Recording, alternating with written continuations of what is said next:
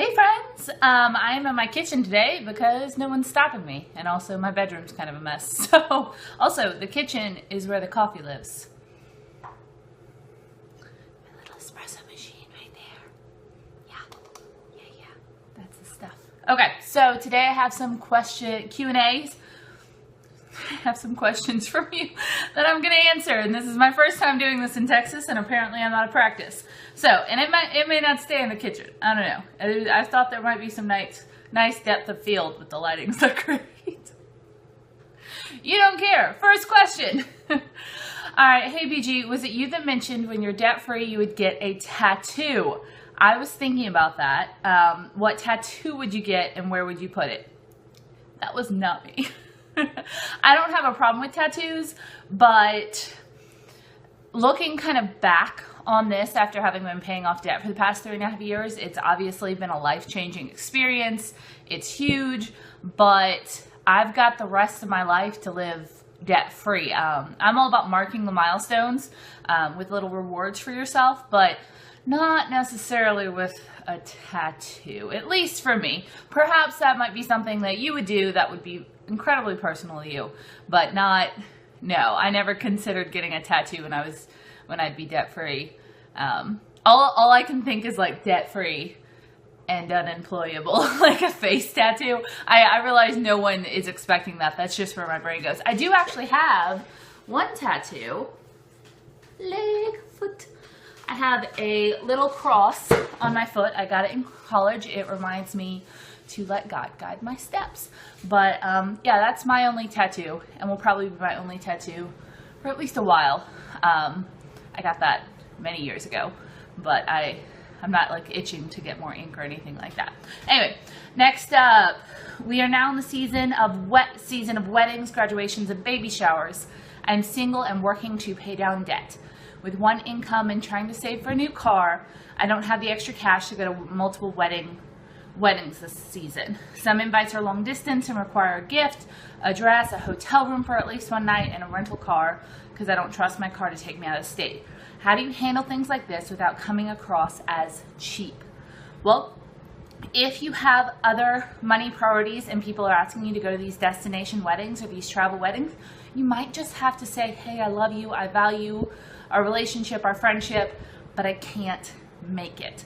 Now, I mean, obviously, if these are members of your family, you might just have to kind of suck it up and save for these things and do it as cheaply as possible. For instance, instead of spending night in a hotel room, sharing with another family member and splitting that cost. Or you say you have to buy a dress, so potentially maybe you're a bridesmaid. I have a wedding coming up I'm going to have to buy all that stuff for, and I know this is hard, but I would not have accepted that responsibility to be a bridesmaid if I were still in debt, and it was going to cost a lot of money, because this wedding that I'm going to be in December is in Mississippi.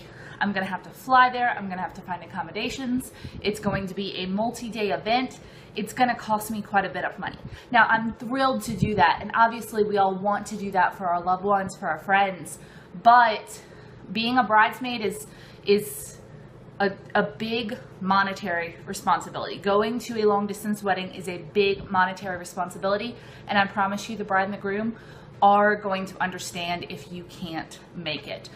To handle that gracefully, I would just say, kind of keep it vague and say, I'm so sorry, I can't make it, but I'm sending you all the love in the world. Please send them like a lovely card expressing a lot of sentiment, and support her in other ways. Maybe, check up on her, see how the stress of the wedding that she's planning, maybe kind of be her long distance rock. Or I'm saying her because men don't really need that, I don't think.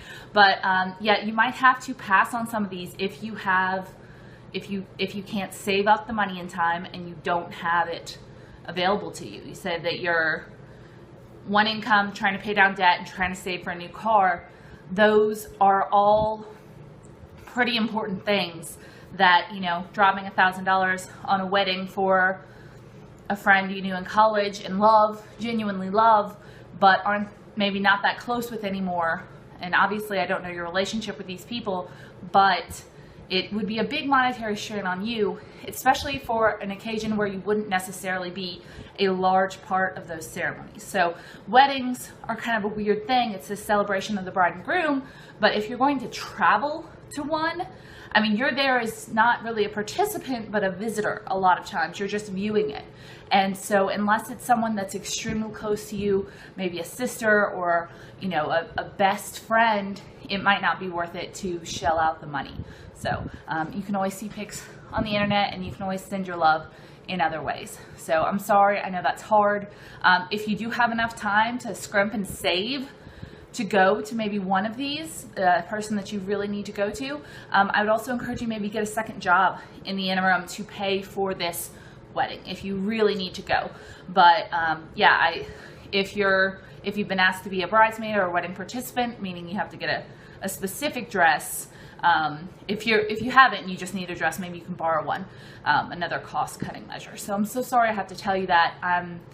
This is one of the reasons that I'm very excited to be debt free, because I'll be able to participate in things like this that cost a lot of money but are really just kind of good for the soul. So I'm sorry you're having to go through this, but thank you for asking me, and I hope I helped in some way.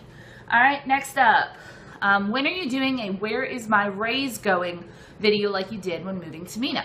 I am planning on doing one of those, but as of the time of this filming, I've been here 5 weeks, so I haven't actually gotten a full paycheck from work yet. I don't know what the costs are of things. I believe when I did that in Mena, I'd already been there about 5 or 6 months, so I knew about how much utilities cost, I knew about how much water costs, groceries cost, everything like that. It takes a little while when you move to a new place to figure out kind of what your baseline budget's going to be.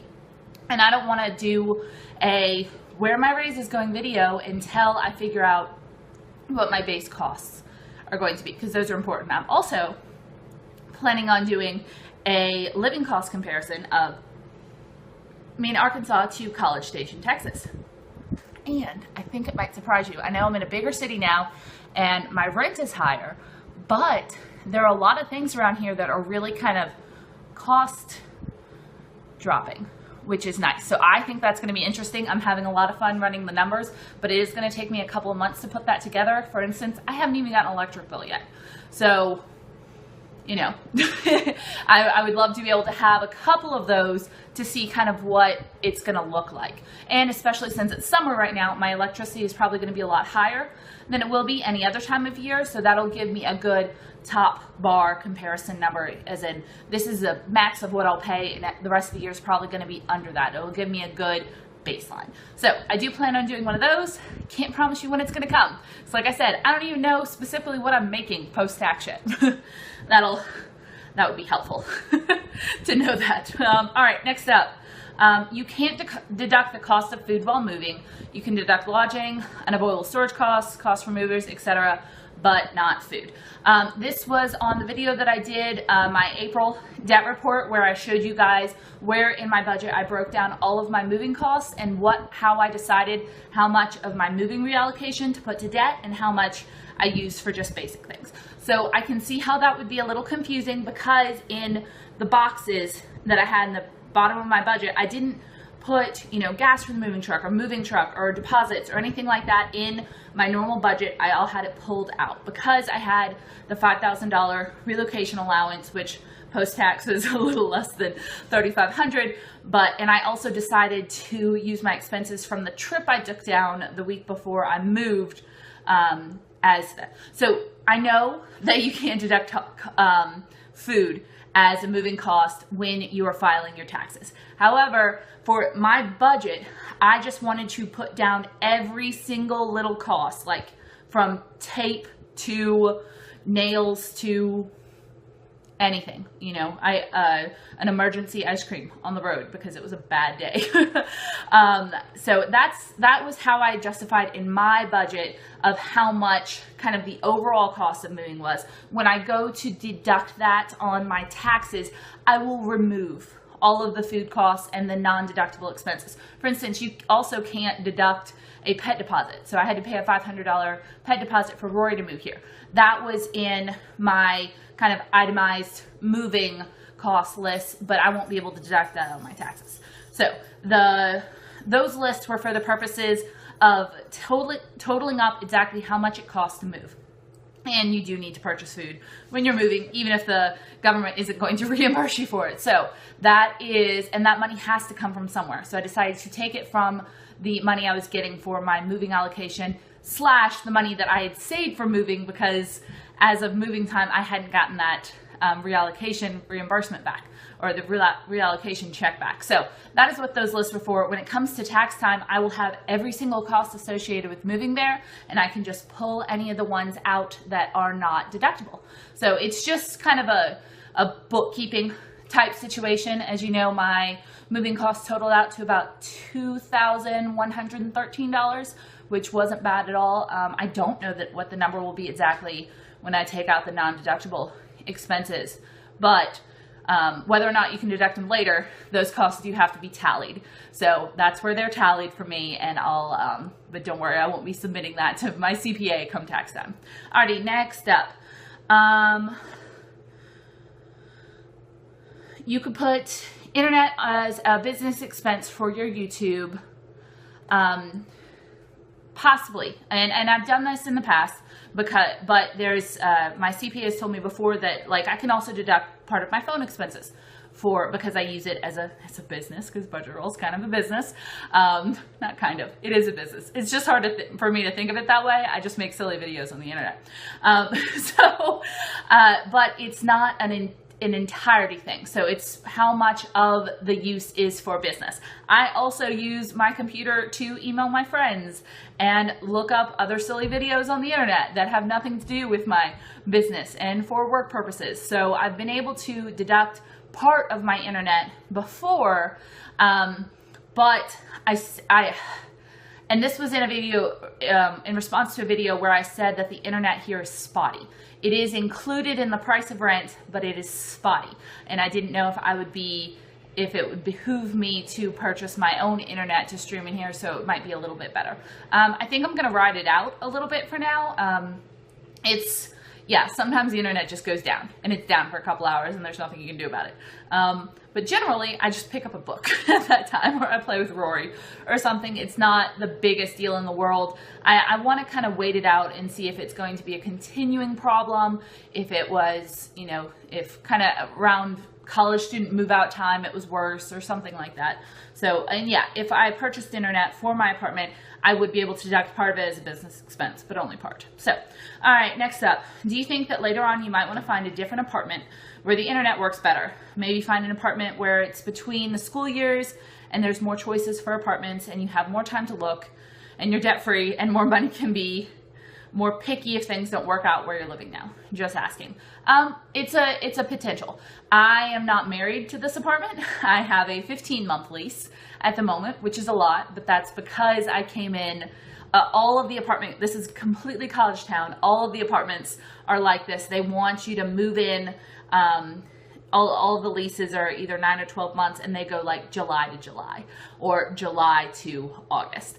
So coming in early, I had to sign a longer lease because they want the lease end to be in July of next year. So I don't love paying for moving expenses, so I wouldn't love having to rent a truck, hire movers, and go. But if things kind of go downhill at this apartment, they have been fixing it up a little bit. They finally got the pans. I still don't have some stuff over here. They fixed the leaking in the bathroom, but they have fixed the majority of the stuff that was wrong when I moved in.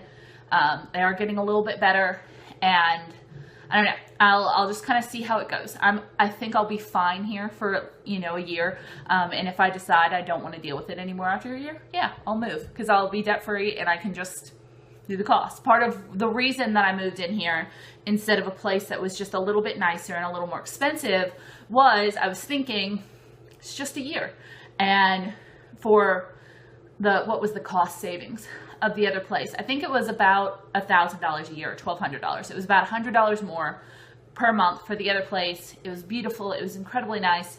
I guarantee you I wouldn't have had the move-in problems. But when I was talking to Beth about it, she said, hey, if you stay here for a year, you can save up, $1,200, and that can be your moving expenses if you hate it in a year. So that's probably what I'll do. I probably won't dedicate a fund for cheaper rent than a place that I almost rented, and then what could be used for like a vacation or moving fund or something like that. But this place isn't bad. It's really not. I really like it. It's quite nice. It does have little issues, but honestly, it doesn't everywhere have its little issues. So yes, I might move in a year. I might not. I don't know. I might kind of settle in. So it's not bad. Like I said, I like my little kitchen. Alrighty, final question.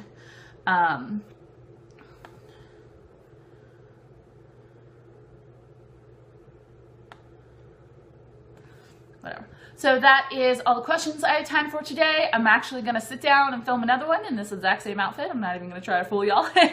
And it'll probably go up next week. So please ask your questions below. I will do my best to get to all of them. And I hope you're having a wonderful day and that it's filled with coffee if you like coffee.